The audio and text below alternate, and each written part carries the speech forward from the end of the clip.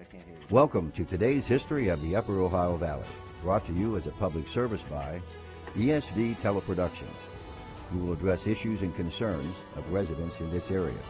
The opinions expressed are solely those of the host and the guest. I'm your host, Bob Connors. Well, good evening, friends and neighbors. We have a great program for you today. We have a special guest today. Andy Thompson is Ohio State Representative for this area, and we're going to have a nice talk with Andy. Welcome, Andy. Good to be with you, Bob. You know, we've had some inquiries here in the area from residents about the schools and the hours versus the days when the kids go to school. Can you explain why they changed to hours?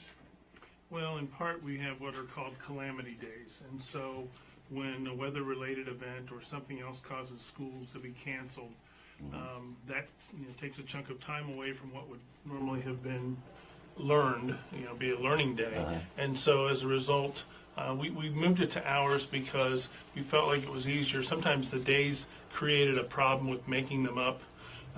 And so we went to a system several years ago where they could state it in hours, and they would have to get a certain number of minimum hours in the school year to qualify. And that gave them more flexibility about how they would make that time up. So they could have a snow day 2-hour delay or 1-hour Right. delay and just... And they've gone to that a lot more often. You see a lot more 2-hour delays, which don't really take as much time off. They don't have to do an entire day, but they might have a day where it was, 10 degrees, and they were trying to give people more time for them to get into school. Oh, well, that's good. I think that'll help. Yeah, it was a common sense approach. It was one of the first bills. Yeah, it does make sense. Yeah. It makes sense.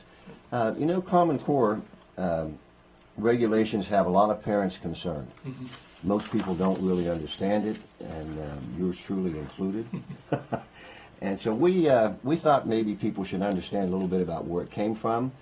So we have a little video on the history of Common Core that was produced by the Freedom Works Foundation, and we would like to run that to give the folks an understanding of what is going on, how we got Common Core started. So can we run that?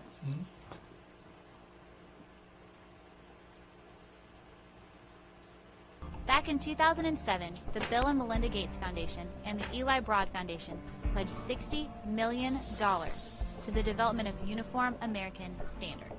They targeted a pair of Washington, D.C. based organizations, the National Governors Association and the Council of Chief State School Officers, to develop and implement a political strategy creating these national standards. The NGA and the CCSSO have no official relationship with states or schools, so they partnered with Achieve Inc., another DC-based organization that began seeking common state standards back in 1998. Together, they wrote Benchmarking for Success. Benchmarking for Success is a common standards visioning document in which students are labeled human capital, and the ideal education system would mimic successful global competitors, such as China. This document repeatedly emphasizes human capital, collective influence, international benchmarks, aligned materials, monitoring, intervention, and global measurement of performance. Achieve then took the document and their political strategy to Secretary of Education Arne Duncan in 2009. Congress, meanwhile, earmarked $4.35 billion, that's billion with a B, to improve state standards and ensure academic success through the 2009 stimulus package, otherwise known as the American Recovery and Reinvestment Act. The same week that ARA was announced, Common Core was introduced to the states via Race to the Top grants, a competitive system of federal funding awarded to states who meet specific requirements. The connection to special interest groups continued to strengthen as top executives from the Bill and Melinda Gates Foundation, in another backdoor deal, were selected to take positions in the Department of Education, one as Secretary Arne Duncan's Chief of Staff, and the other as the Chief Officer of the Office of Innovation and Improvement. On June 1, 2009, the standards were officially introduced, mimicking the Benchmarking for Success document with a few notable changes. Objectives were added addressing comprehensive data systems aimed at measuring students, internationally benchmarked assessments, and other invasive programs. In March of 2010, the federal government increased the pressure on cash-strapped states to implement Common Core standards and the surrounding requirements by stating that states may not receive other federal formula funds if they have not fully implemented Common Core by 2015.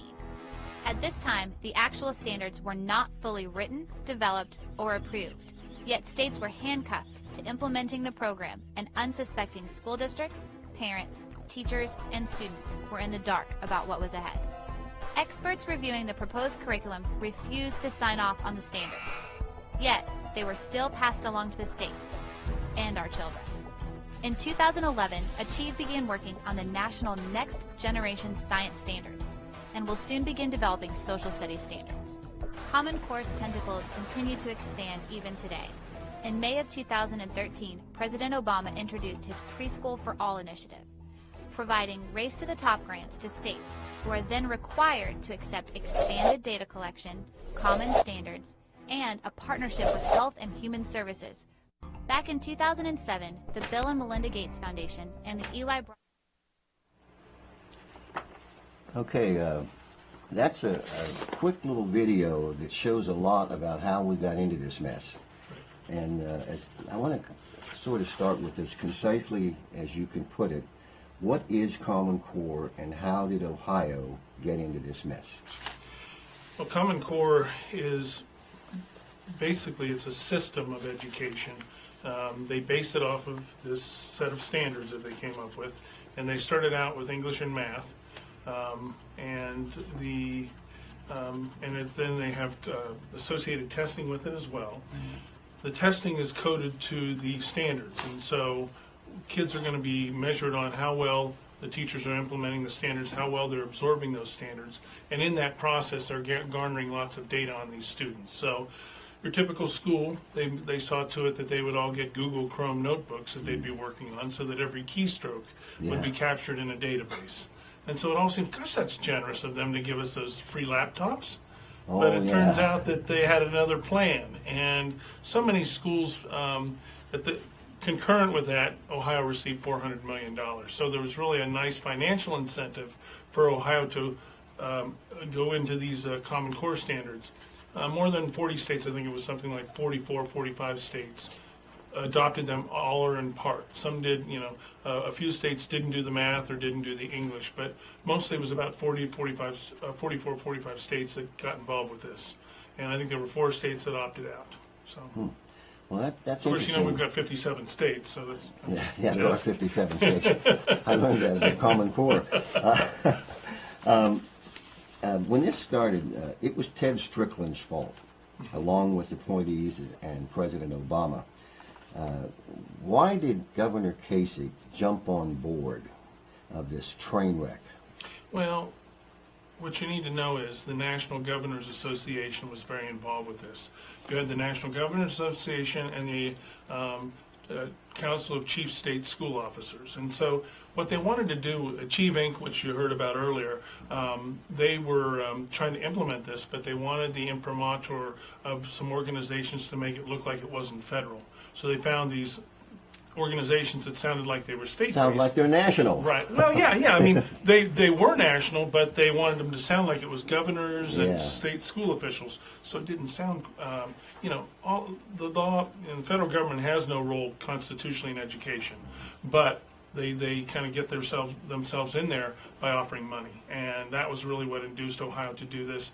Governor Strickland, his actual director of his Department of Education, went on to Washington, D.C., and went to work for the Obama administration. So there was a strong link between Ohio and the Obama administration, and the Obama administration, of course, realized how strategically important Ohio was for elections and other things, so they wanted to have a hand here in what was going on. And the Gates Foundation has been in Ohio since 2000, working to try to adjust our education system to their needs and their goals. So we've been dealing with their reforms for a while now. Common Core was the perfect way to program this over across the entire nation, and that's what they were able to do with the stimulus money and these new standards.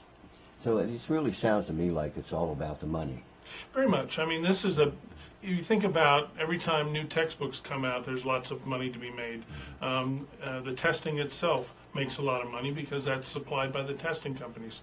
So when these standards were written, it was mostly people from the testing industry who were the ones who were sitting at the table writing those standards. Again, coded to the standards themselves, coded with the testing, so they were perfect ability to mine data.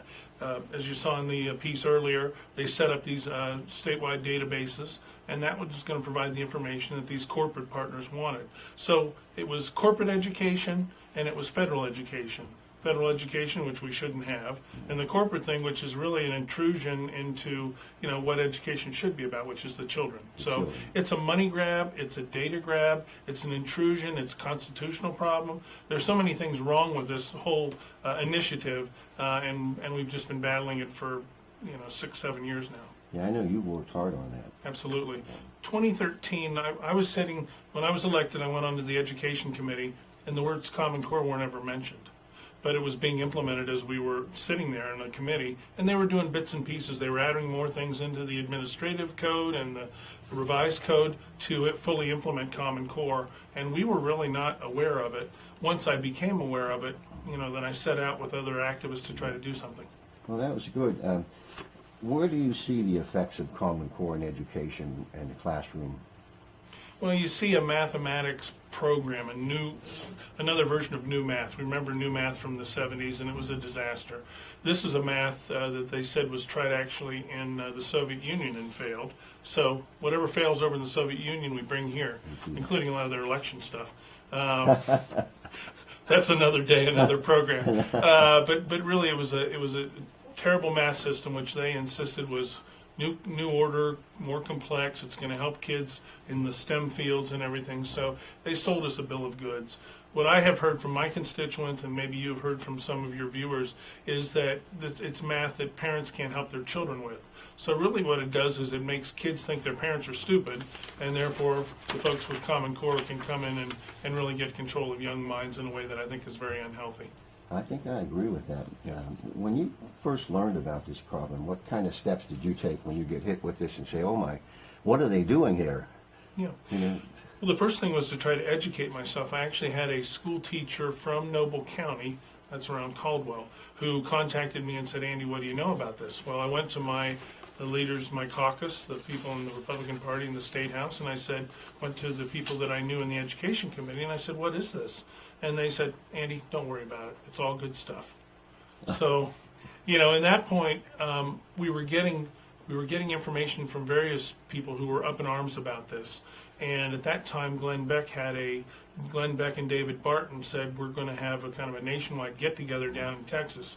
We're going to educate you about what's going on with Common Core. We're going to see, how best to message this as we try to combat Common Core. And so we had activists from around the country. We had folks from New York, Utah, Illinois, Tennessee, Texas, etc. Now, Texas had battled this issue of textbooks and standards before, so David Barton was part of that process, and he was able to give us some very helpful information. So, and then I came up with my first bill, which was House Bill 237.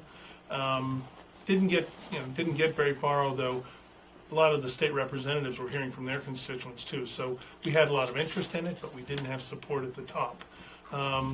Subsequent to that bill died in the first session. We came back with House Bill 597. That went straight to the Rules Committee because, again, the fever was really there. People were very, very upset about it. It was affecting primary elections. Yeah. That was really what made them respond. And we passed it through the Rules Committee. And then the goal was to try to get it on the House floor. And they said, well, if you can get 50 votes, Andy, we'll put it on the floor. So I think it was designed that we would never quite get those votes, but we would look like we gave it the old college try. And, that happens in Washington, happens in Columbus. Fundamentally, what Common Core does in Ohio is it makes lots of money for certain groups. One which you may not know about is Battelle, which is a think tank up in Columbus. You might have heard about it before.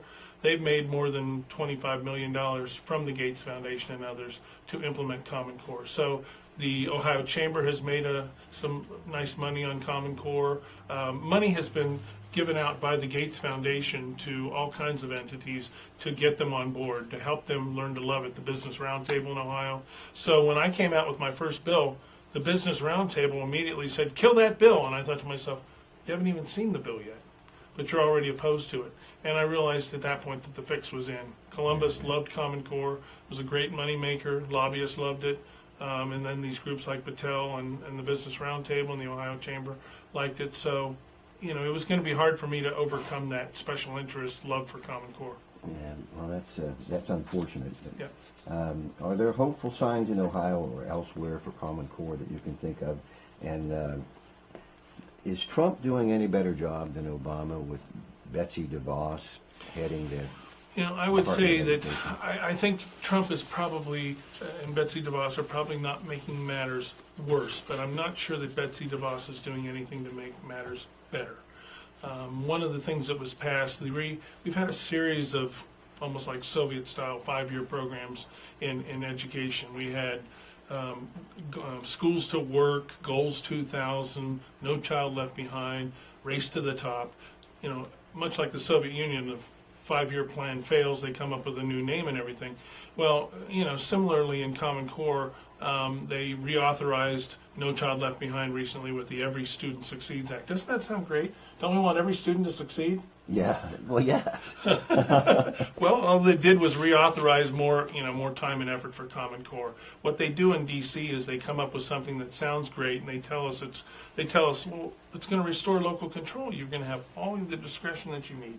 But really what it says is we still have to send a plan to Washington, get it approved, and if they bless it, then we can do, what we want to do. But they're not going to bless it because they want to control the process. So is it hopeful? I mean, I think the only hopeful thing we can say is it's probably going to collapse pretty soon, much like Obamacare, and then we'll have to do something else. I think they're already working on the next 5-year plan, probably. I suspect they are. Yeah. It's been recently reported that the Trump administration ended several Common Core regulations, and including the Race to the Top. Yeah. No Child Left Behind. Again, Race to the Top, the money ran out for that after about 3-4 years. So there's no money attached to it right now, but the authority is still there and the perceived threat. One of the things, whenever I bring legislation forward, they say, well, they'll take away our Title I money. They'll hurt us financially if you try to repeal these standards. That's a boogeyman that doesn't really exist, because you and I can probably figure out that no administration is going to take money away from Ohio. It's too important politically. It's too important as an economic engine. So they're not going to attempt to punish Ohio, and frankly, they've never punished any state for not going along with the standards or for battling the standards. So I think it's one of those things where Ohio needs to take action. I think this is, it's proven to be a failure. The testing is confusing. The graduation, we've had a graduation crisis where people can't understand the pathways for graduation. So, the charade is about over.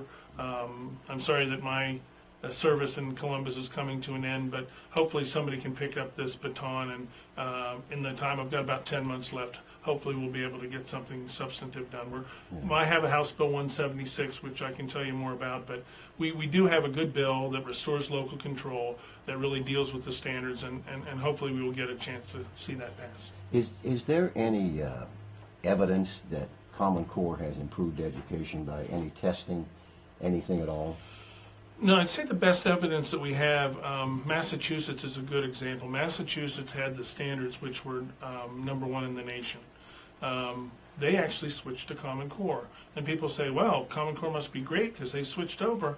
Well, they got $250 million, and the governor of Massachusetts was a guy named Deval Patrick, whose name might ring a bell. Mm-hmm. He's one of Obama's best friends. So they were going to jump in. Their test scores have gone down since they went into Common Core. I think generally we have seen nationwide that scores have plummeted. Now, the response from the Common Core people is it's because those standards are just so rigorous. They're so tough. There's no evidence that kids are better educated. On the tests that, the ACT and SAT, we don't see scores going up. And at the same time that they came up with these standards, David Coleman, the architect of the standards, went to the college boards and started redesigning the SAT and the ACT so we wouldn't know the difference. So they're covered their tracks very well. They're very disingenuous. They're also very engaged in every aspect of education. It's kind of like, when they went into the woods to Grandma's house and they left a trail of breadcrumbs. They're picking up the breadcrumbs so we can't figure out where we've been, and there's no way to measure apples to apples whether we have made progress. But test scores are not improving, I can tell you that much. How do you think this affects the future of education? It's one more pothole in the road. I mean, we have, going through some of the tragedies that we've had with school shootings and things, our culture has changed a lot, and not for the better. And in part that's been because of a public education system which has eliminated God and all the standard values. Education was originally designed to instill virtue in kids, teach them right from wrong in a good way. Now we mostly just teach what's wrong, and we confuse people, and we're fighting over things like transgender bathrooms instead of teaching kids to read and write. Yeah, So, that just stuns me when you think about it. Something as simple as thou shalt not kill, right. that's gone from the schools, from the public square. And are we not seeing the results? Yeah, I mean, we have seen since, the war on poverty began, we've seen the dissolution of American families when, fathers were replaced by government paychecks, and so we really didn't need to have a dad anymore as long as we had a government check coming in. And we have that breakup of the family has had devastating consequences. Now when a kid goes to school or a teacher encounters a kid at school, that person has to be like the mother, the teacher, the social worker. All this stuff falls on the schools, and at the same time the left realized they wanted to capture the schools so that they could implement their agenda. So we've got just this calamity in education. It would be nice if it were really about the kids and how much they're learning. What Common Core fundamentally does is it takes time away from the teachers that could be devoted to meeting the needs of kids and dedicates it to testing so that we can make more money for the testing companies, and the textbook companies can get rich as well. So it's very unfortunate. It is unfortunate. Unfortunately for that, speaking of unfortunate, we have to move on, but I did want to ask you one more question. It's pretty important. You've done a good job in the House of Representatives. You really have. I've watched you throughout that whole time and worked with you, as you know. I appreciate that. And you did a really good job. So I'm wanting to know what's going on with you otherwise. What's next for Andy Thompson?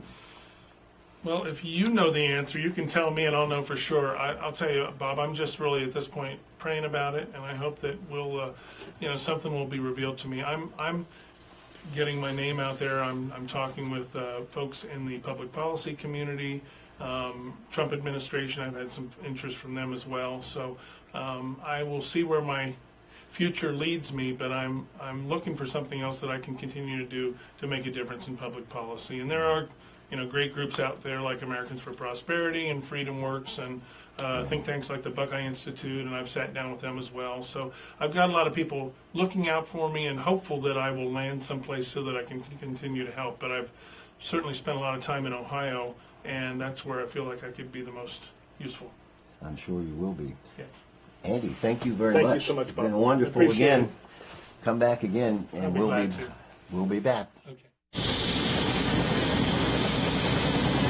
Video and media technology have changed dramatically over the years. At ESV Teleproductions, we have the knowledge and the latest equipment to complete your project that will be a cut above the rest. The next time you need media produced, call the award-winning professionals in St. Clairsville, Enchanted Sound and Video, ESV Teleproductions, 740-695-5289. Well, we're back. I think it was a very interesting conversation with Representative Thompson. We're going to take just a minute here for some of the things that are going on in our country right now in the world. It's pretty disgusting, with children being shot in schools, and it seems that we can't get past the politics behind it and work on just solving the problem of making our schools safe. And I think maybe we all need to take a look back at what's going on and just understand that our problem is we need school security.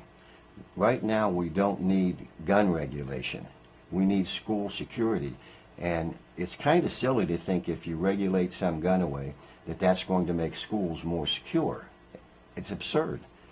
So I'm hoping that we will change to making schools better and safer, and this nonsense of blaming the NRA. There are some things about the NRA that I don't think most people even understand. The NRA, number one, is an association of riflemen, people who are gun collectors, target shooters, all people who are good at what they do, and they spend time teaching people safety with guns. And that is what they do. They also defend the Second Amendment. which is important to everybody, because if we don't have a Second Amendment right, the rest of our rights will fall away too, because the Second Amendment protects the other rights. That these are things I found out about the NRA. The NRA does not sell guns. The NRA does not sell bullets. The NRA does not train people to go out and shoot people. The NRA is not an organization that puts a lot of money even into politics. They just defend the Second Amendment and teach people gun safety. And this is something that most of us really don't know because our media keeps it away from us. But the NRA has supported and pushed for tighter regulation on who buys guns. And they've done it many times. And the problem turns out to be is we're not enforcing the laws that are on the books now. And so the answer to these people who want to go after the NRA and the Second Amendment is, well, let's pass some more laws that we're not going to enforce. Wouldn't it be better if we followed the NRA's advice and put more people on the no-gun list, like people who have mental issues? If you've checked into a mental hospital, you don't really need a gun. That just happens to be a fact. And they don't have a right to a gun. They have a right, that we have a right to be safe. And there are things we can do, and much of the problem we have now is the law enforcement and the government's not doing their job. The perfect example of this is in Florida with an insane ex-student shooting all of those kids. The police department in that county went to his house 30 times for violent action. 30 times. And he didn't end up on a no-gun rule. He was able to buy a gun. He has a history of violence. He had a history of violence in the school, and the school did everything in their power. They expelled him to keep him away. So if the school knows about it and can't do anything, the police went to his house 30 times, and they didn't put his name on any kind of a restriction on guns rule. Excuse me. And the FBI, were notified 2 times about this particular guy, and they did nothing with it. The only person they interviewed was somebody who said, I saw something and I'm saying something. I'm thinking that that's ridiculous. So I hope that we can all sit back and understand what this issue is. We need to talk about securing our schools, not about regulating guns, not about taking guns away from people, but let's talk about securing our schools and enforcing the laws that are on the books. That guy should have never had a gun, and we had all the signs in the world. That should be where we start with our discussion on how to solve this problem. So let's all encourage our legislators to make the school secure as the goal. Thank you very much, and we'll see you again next time.